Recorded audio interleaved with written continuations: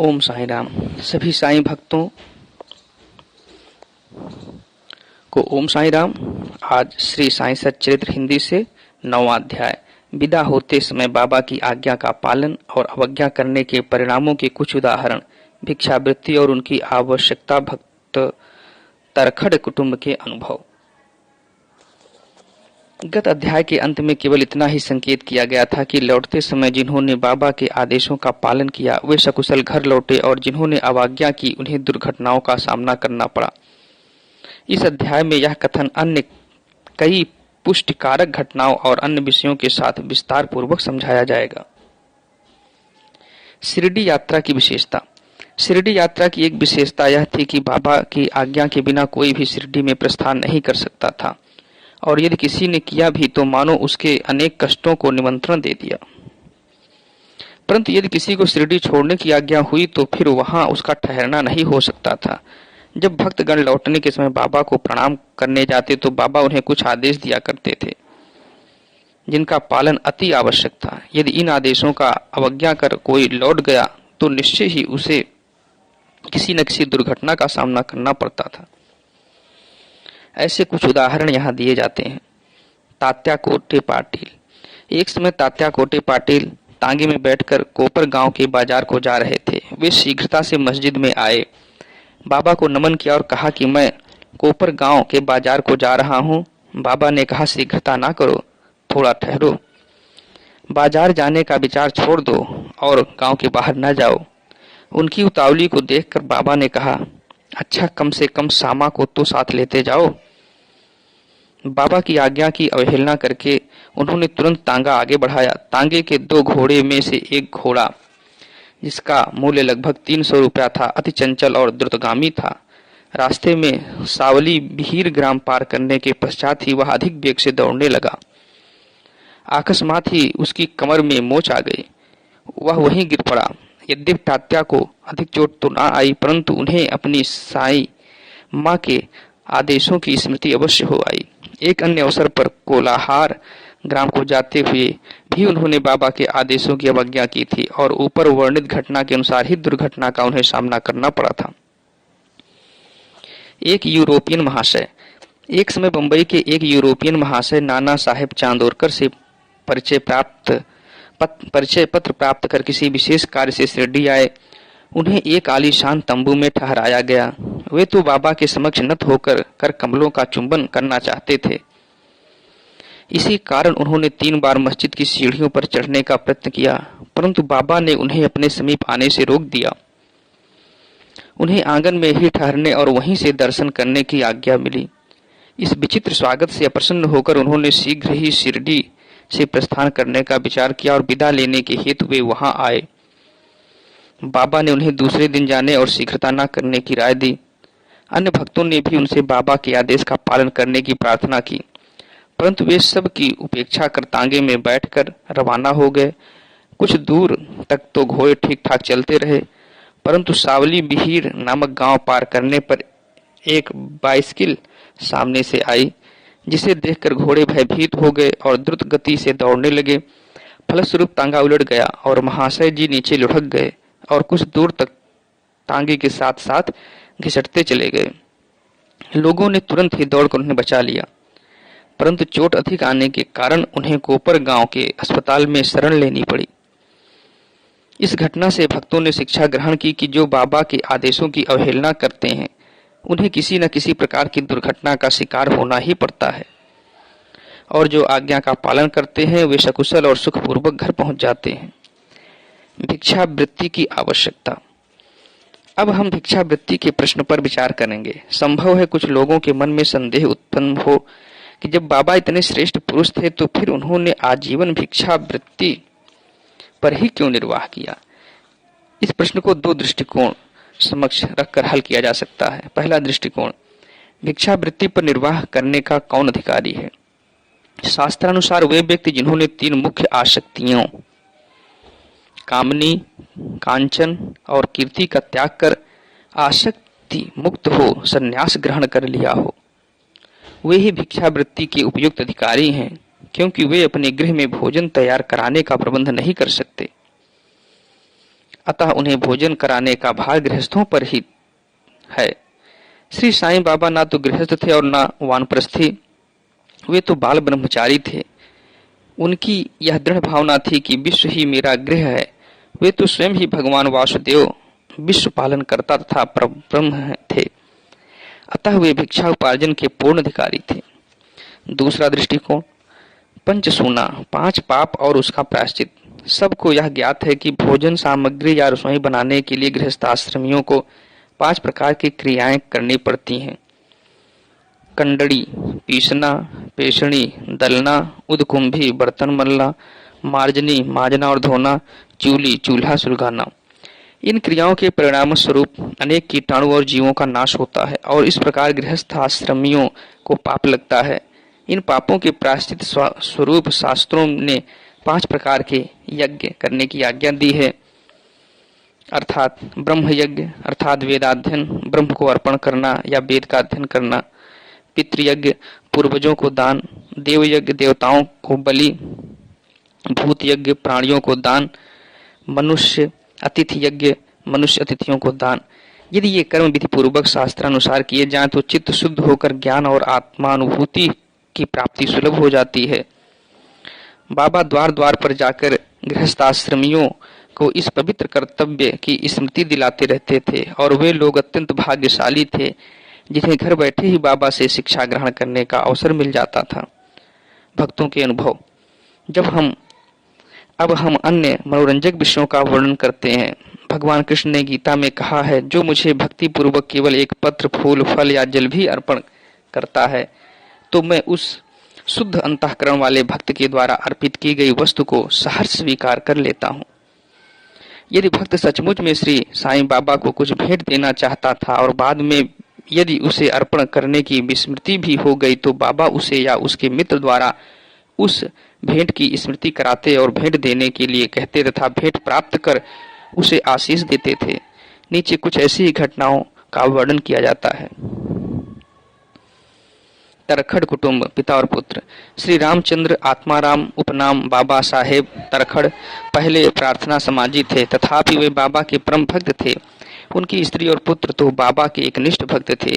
एक बार उन्होंने ऐसा निश्चय किया कि पुत्र व उसकी माँ ग्रीष्मकालीन छुट्टियां शिरडी में ही व्यतीत करें, परंतु पुत्र बांद्रा छोड़ने को सहमत ना हुआ। उसे भय था कि बाबा का पूजन घर में विधिपूर्वक ना हो सकेगा, क्योंकि पिताजी प्रार्थना समाजी हैं और संभव है कि वे श्री साईं बाबा के पूजन आदि का उचित ध्यान न रख सकें। परंतु पिता के आश्वासन देने पर कि पूजन यथाविधि ही होता रहेगा, माँ और पुत्र ने एक शुक्रवार की रात्रि में शिरडी को प्रस्थान कर दिया। दूसरे दिन शनिवार को श्रीमान तरखड़ ब्रह्म मुहूर्त में उठे और स्नान आदि कर पूजन प्रारंभ करने के पूर्व बाबा के समक्ष साष्टांग दंडवत करके बोले, हे बाबा, मैं ठीक वैसा ही आपका पूजन करता रहूंगा जैसे कि मेरा पुत्र करता रहा है, परंतु कृपा कर इसे शारीरिक परिश्रम तक ही सीमित न रखना। ऐसा कहकर उन्होंने पूजन आरंभ किया और मिश्री का नैवेद्य अर्पित किया, जो दोपहर के भोजन के बाद प्रसाद के रूप में वितरित कर दिया गया। उस दिन की संध्या तथा अगला दिन इतवार भी निर्विघ्न व्यतीत हो गया। सोमवार को उन्हें ऑफिस जाना था, परंतु वह दिन भी निर्विघ्न निकल गया। श्री तरखड़ ने इस प्रकार अपने जीवन में कभी पूजा न की थी। उनके हृदय में अति संतोष हुआ कि पुत्र को दिए गए वचनानुसार पूजा यथाक्रम संतोष पूर्वक चल रही है। अगले दिन मंगलवार को सदैव की भांति उन्होंने पूजा की और ऑफिस को चले गए। दोपहर को घर लौटने पर जब वे भोजन को बैठे तो थाली में प्रसाद न देखकर उन्होंने अपने रसोइये से क्रम इस संबंध में प्रश्न किया। उसने बताया कि आज विस्मृत वश वे नैवेद्य अर्पण करना भूल गए हैं। यह सुनकर वे तुरंत अपने आसन से उठे और बाबा को दंडवत कर क्षमा याचना करने लगे तथा बाबा से उचित पथ प्रदर्शन न करने तथा पूजन को केवल शारीरिक परिश्रम तक ही सीमित रखने के लिए उलाहना देने लगे। उन्होंने संपूर्ण घटना का विवरण अपने पुत्र को पत्र द्वारा सूचित किया और उससे प्रार्थना की कि वह पत्र बाबा के श्री चरणों पर रखकर उनसे कहना कि वे इस अपराध के लिए क्षमा प्रार्थी हैं। यह घटना बांद्रा में लगभग दोपहर को हुई थी और उसी समय शिरडी में जब दोपहर की आरती प्रारंभ होने वाली थी कि बाबा ने श्रीमती तरखड़ से कहा, माँ, मैं कुछ भोजन पाने के विचार से तुम्हारे घर बांद्रा गया था। द्वार में ताला लगा देखकर भी मैंने किसी प्रकार गृह में प्रवेश किया, परंतु वहां देखा कि भाऊ श्री तरखड़ मेरे लिए कुछ भी खाने को नहीं रख गए हैं, अतः मैं भूखा ही लौट आया हूँ। किसी को भी बाबा के वचनों का अभिप्राय समझ में नहीं आया, परंतु उनका पुत्र जो समीप ही खड़ा था सब कुछ समझ गया कि बांद्रा में पूजन में कुछ तो त्रुटि हो गई है, इसीलिए यह बाबा से लौटने की अनुमति मांगने लगा। परंतु बाबा ने आज्ञा ना दी और वहीं पूजन करने का आदेश दिया। उनके पुत्र ने शिरडी में जो कुछ हुआ उसे पत्र में लिखकर पिता को भेजा और भविष्य में पूजन में सावधानी बरतने के लिए विनती की। दोनों पत्र डाक द्वारा दूसरे दिन दोनों पक्षों को मिले। क्या यह घटना आश्चर्यपूर्ण नहीं है? श्रीमती तरखड़। एक समय श्रीमती तरखड़ ने 3 वस्तुएं अर्थात भरित भुर्ता यानी मसाला मिश्रित भुना हुआ बैगन और दही, कचरिया बैगन के गोल टुकड़े घी में तले हुए और पेड़ा मिठाई बाबा के लिए भेजी। बाबा ने उन्हें किस प्रकार स्वीकार किया इसे अब देखेंगे। बांद्रा के श्री रघुवीर भास्कर पुरंदरे बाबा के परम भक्त थे। एक समय वे शिरडी को जा रहे थे। श्रीमती तरखड़ ने श्रीमती पुरंदरे को 2 बैगन दिए और उनसे प्रार्थना की कि शिरडी पहुंचने पर वे 1 बैगन का भुर्ता और दूसरे का आचर्या बनाकर बाबा को भेंट कर दें। शिरडी पहुंचने पर श्रीमती पुरंदरे भुर्ता लेकर मस्जिद गईं। बाबा उसी समय भोजन को बैठे ही थे। बाबा को वह भुर्ता बड़ा स्वादिष्ट प्रतीत हुआ, इस कारण उन्होंने थोड़ा थोड़ा सभी को वितरित किया। इसके पश्चात ही बाबा ने आचार्य लाने को कहा। राधा कृष्ण माई के पास संदेशा भेजा गया कि बाबा आचार्य मांग रहे हैं। वे बड़े असमंजस में पड़ गए कि अब क्या करना चाहिए। बैगन की तो अभी ऋतु ही नहीं है। अब समस्या उत्पन्न हुई कि बैगन किस प्रकार उपलब्ध हो। जब इस बात का पता लगाया गया कि भुर्ता लाया कौन था, तब ज्ञात हुआ कि बैगन श्रीमती पुरंदरे लाई थीं तथा उन्हें ही आचार्य बनाने का कार्य सौंपा गया था। अब प्रत्येक को बाबा की इस पूछताछ का अभिप्राय विदित हो गया और सबको बाबा की सर्वज्ञता पर महान आश्चर्य हुआ।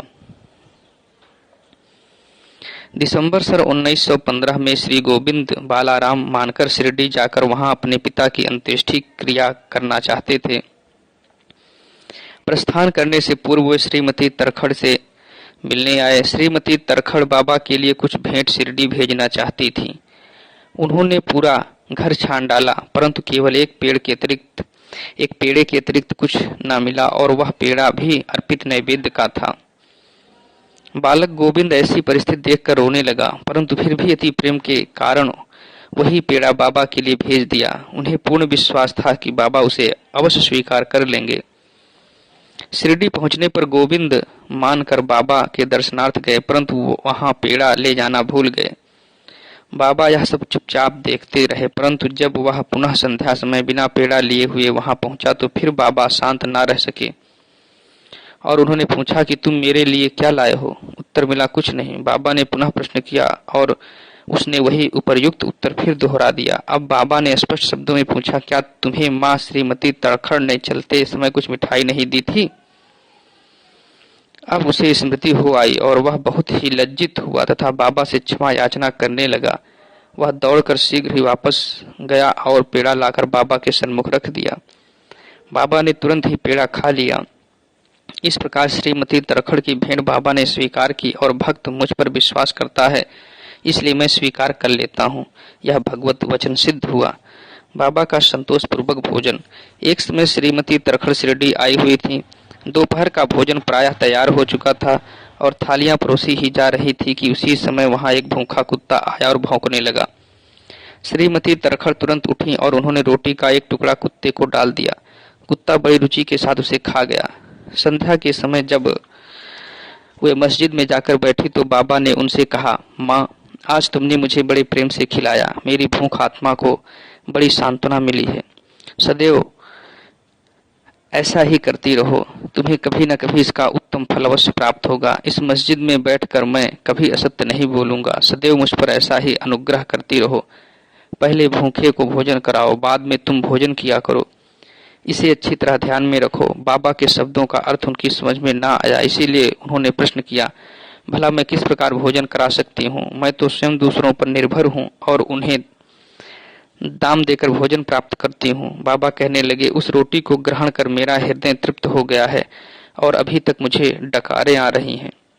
भोजन करने से पूर्व तुमने जो कुत्ता देखा था और जिसे तुमने रोटी का टुकड़ा दिया था, वह यथार्थ में मेरा ही स्वरूप था। और इसी प्रकार अन्य प्राणी, बिल्लियां, सुअर, मक्खियां, गाय आदि भी मेरे ही स्वरूप हैं। मैं ही उनके आकारों में डोल रहा हूँ। जो इन सब प्राणियों में मेरा दर्शन करता है वह मुझे अत्यंत प्रिय है। इसीलिए द्वैत या भेदभाव भूलकर तुम मेरी सेवा किया करो। इस अमृत तुल्य उपदेश को ग्रहण कर वे द्रवित हो गईं और उनकी आंखों से अश्रुधारा बहने लगी। गला रुध गया और उनके हर्ष का पारावार न रहा। शिक्षा: समस्त प्राणियों में ईश्वर दर्शन करो। यही इस अध्याय की शिक्षा है। उपनिषद, गीता और भागवत का यही उपदेश है कि ईशावास्यमिदं सर्वम, सब प्राणियों में ईश्वर का ही वास है। इसका प्रत्यक्ष अनुभव करो। अध्याय के अंत में बतलाई गई घटनाएं तथा अन्य अनेक घटनाएं जिनका लिखना अभिशेष है, स्वयं बाबा ने प्रत्यक्ष उदाहरण प्रस्तुत कर दिखाया है कि किस प्रकार उपनिषदों की शिक्षा को आचरण में लाना चाहिए। इस प्रकार श्री साईं बाबा शास्त्र ग्रंथों की शिक्षा दिया करते थे। श्री सद्गुरु साईनाथ अर्पणमस्तु। शुभम भवतु। बोलिए सच्चिदानंद सद्गुरु साईनाथ महाराज की जय। वीडियो देखने के लिए धन्यवाद। आपका दिन शुभ हो।